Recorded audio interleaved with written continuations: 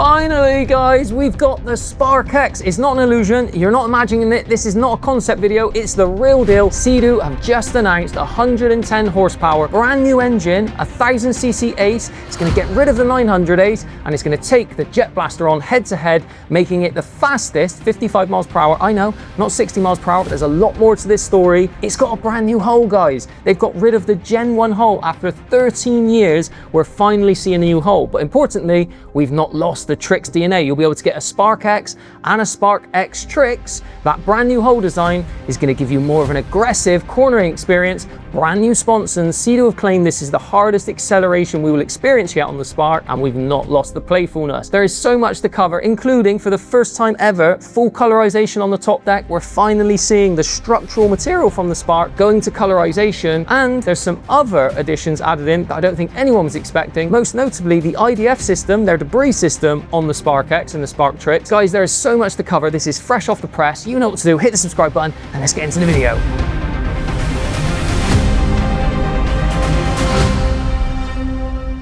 Guys, there is so much to cover, I don't know where to start, but the obvious place is the engine. We now have 1000cc Ace, and that will take place of the 900. The 900 will be discontinued from 2027 onwards, and with the 1000cc, we're now going to be looking at 110 horsepower. It's not just the remap, is actually a true horsepower bump, which gives us the runway for that horsepower to keep going up over the years to come. They'll still have the exact same tiering, so 60, 90, and now 110. With this brand new engine, Sea-Doo have confirmed stronger acceleration and sharper handling. Sharper handling how? Well, there's a brand new hull as well. After 13 years, Sea-Doo have gone on a mad one, and they gave us a brand new hull and a brand new engine in the same year. We're going to cover the engine to start with, and I will get into the details of the hull, so make sure you keep watching. The 1000 Ace engine increases the Spark's top speed by 15% whilst maintaining that great power to weight ratio. We all thought, myself included, stick the 1630 in there, but you have to take your hats off to Sea-Doo engineers because they actually gave us an engine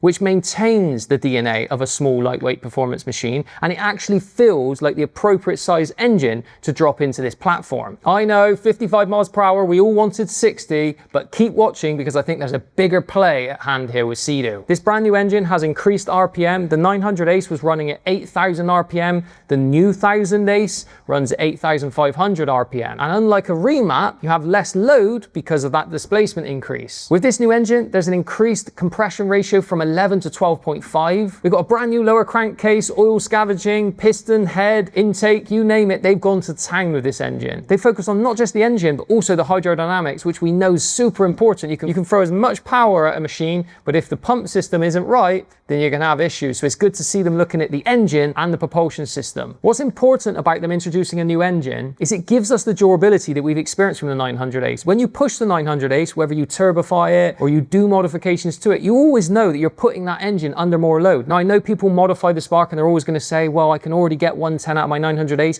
Think about it this way, guys. If it's 1000cc at 110 horsepower, that's just the day one launch stats. In year 2, 3, 4, I can only imagine Sea-Doo are going to continue to push that platform to give us even more power and horsepower. That war between Yamaha and Sea-Doo is only going to continue to play out, so it's absolutely certain. At the moment, they wanted to go 1 miles per hour better with 55, but I'm almost certain in years to come, we're only going to see more eked out of that 1000cc engine. Now, it sounds as if I'm immediately just sold on the 1000cc, right? But the machines that I love from the 90s and early 2000s, most notably Sea-Doo's 951 or 947, was the 1000cc there or thereabouts. Yes, it was 130 horsepower, but I truly believe this 1000cc will eventually arrive at the 130 horsepower mark. It actually is, for the first time, displacement-wise, bang on comparable with what we were all claiming from the 90s. Actually more, because 951 was the end of the two-stroke movement. And on top of that, if you look at the Jetblaster in the Yamaha, 1049cc, it now displacement puts them basically bang on with Yamaha. So it basically just means the Spark is equipped with the tools finally to go to battle and hopefully eventually give us what we want. As I said, we've now seen a 5 miles per hour increase. Well, actually Sea-Doo are claiming more because they're saying The original Spark did 48. Everyone that's got a Spark knows you can get 50 out of this in glass. So let's just say 5 miles per hour, 15% increase in terms of top speed. My heart sank a little bit when I heard that stat. I was like, oh, I really hope that we were going to get 60 miles per hour. And I truly believe that 1000cc would be capable of it on day one. But you've got to look at this from a competitive landscape point of view. Sea-Doo are not going to mic drop on day one a brand new hull, a brand new engine, and give us everything. You know, if they give us a 60 miles per hour today, everyone buys it this year, and they don't eke out sales over a number of years. The 325 is a perfect example. I will be making a dedicated video covering off what a lot of you guys will equally probably care about, 350 horsepower Senna, which looks absolutely insane. Where I was going with that, they did the 325, and then only 3 years later, we've got a 350. If you've got the right displacement engine, there is the runway there for them to continue to eke out performance, and each year, potentially someone will buy 1 year, buy the next year, trade in, trade up. It makes logical sense from a business model point of view. So I totally get why they give us 55 miles per hour at the moment,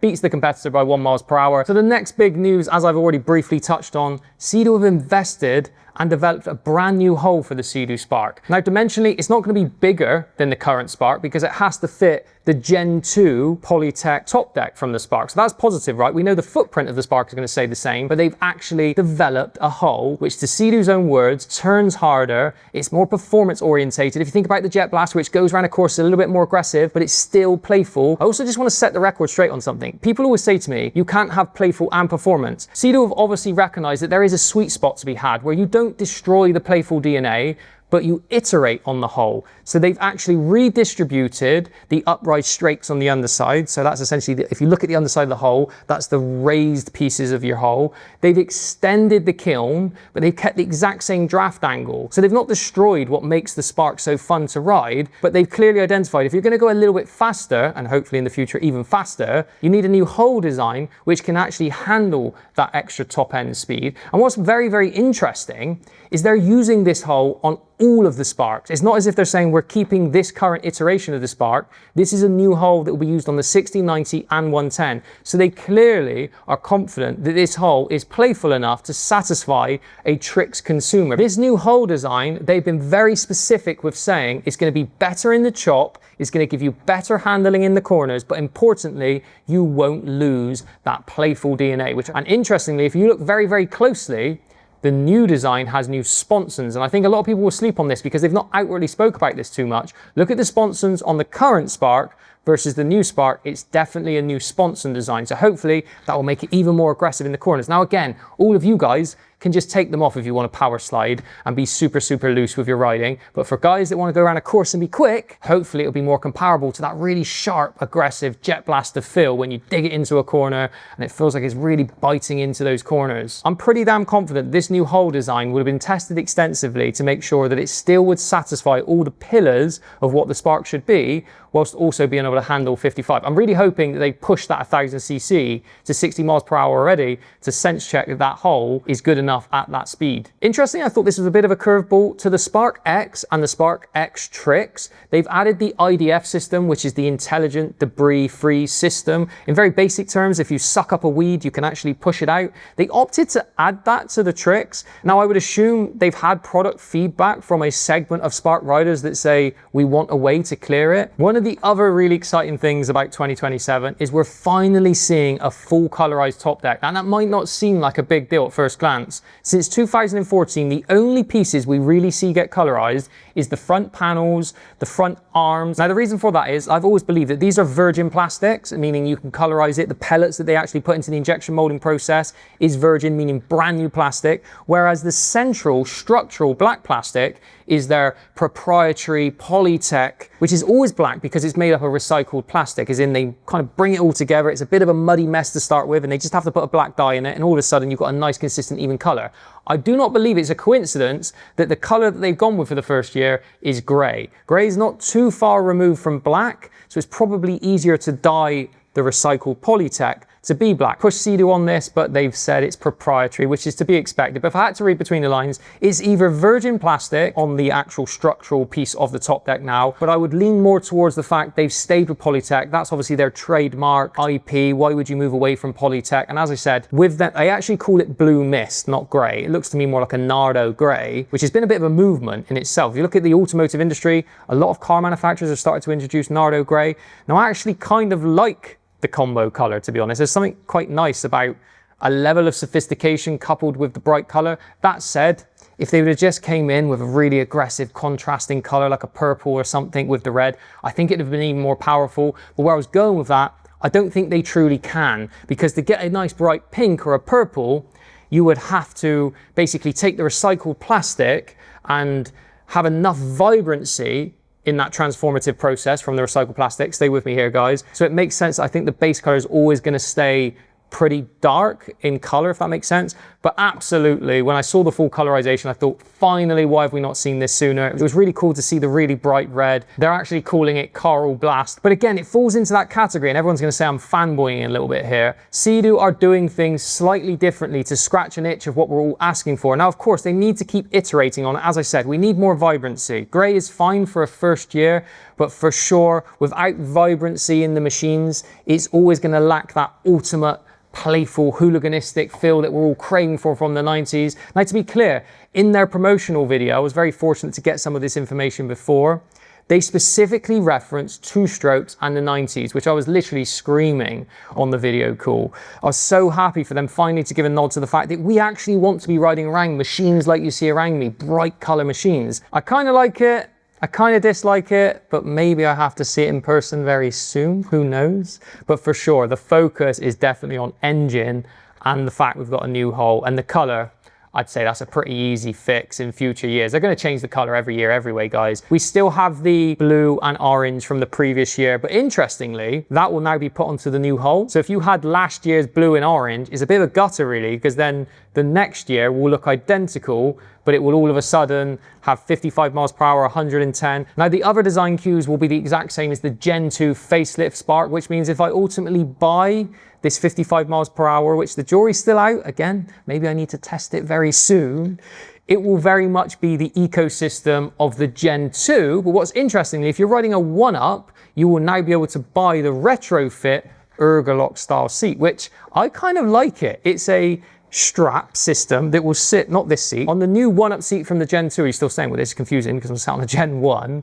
It's actually an ergolock style puck to go behind you, and then you kind of strap it underneath. Now, some people will say that looks like an afterthought. In the 90s, we had things like little saddle bags and all of these quirky little things, which everything was more primitive, and I'm not against that. Now, ultimately, it would have been nice to see a bit more development where they actually say, here is an ergolock style seat that you clip in, and here is a normal style 1-up seat. Hopefully that will come in future years, but it's definitely good. Again, when I was talking with Christian, who was actually in the video that I watched where they fed all of this information to the press, it was nice to feel as if I'd had that discussion and they were actually working on some of this stuff. As I said, it's a bolt-on part that you could buy for your current 90 horsepower Spark, and it's just nice to see an ergolock style philosophy, which I've been banging on about in all my videos, finally come to one of the models. How effective it will be remains to be seen. I would imagine if you start riding aggressively and you're pushing your bum back against something that's essentially a tension strap, it's obviously going to move around. It's not going to be as solid, but it's definitely cool to see that they're developing right, guys. It gets back to even more of that performance focus, wanting to go around a course quickly. Guys, there'll be loads more videos to come. I've got so much more information I want to cover off. I just wanted to get this video out quickly for you. All of you OG loyal subscribers, the people that have been with me from the start, the people that have been here while I've been campaigning to Sea-Doo. It's a very special day, right, guys? Manufacturers actually listening to what us enthusiasts want. Don't take that for granted. If we keep pushing and prodding, hopefully they'll continue iterating on it. I've made a ton of videos prodding Sea-Doo over the last 5 years, so I want to give them their prop. They've definitely invested in a new hull design, a new engine. That's a lot of money into the Rec-Lite category. Now, of course, they're probably going to charge you handsomely for it. I would imagine there's been a little bit of a price bump, but I want to make a point of saying, Sea-Doo, thank you for actually giving us finally the Spark X. I wanted a Spark X whilst I was actually of an age where I could ride it and I'm energetic, not while I'm 50. So thank God that it's landed whilst I was in my 30s. Ideally, it'd have been nice to go when I was in my late 20s if I'd have had it. But finally, we have it. And I'm excited for the future. I want to reiterate, I'm not saying this is the finished article. I don't want people to come for me in the comments and saying, Joe, you're just fanboying over it. It's not 60 miles per hour. I'm very, very aware of that. But it's equally not just a factory remap. It's a new engine. It's a new hull.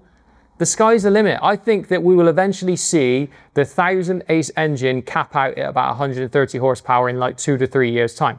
Yes, that means we've got to wait a little bit yet, right? I want it now, as we all do as a kid. I'm greedy, I want everything now, but we have to wait.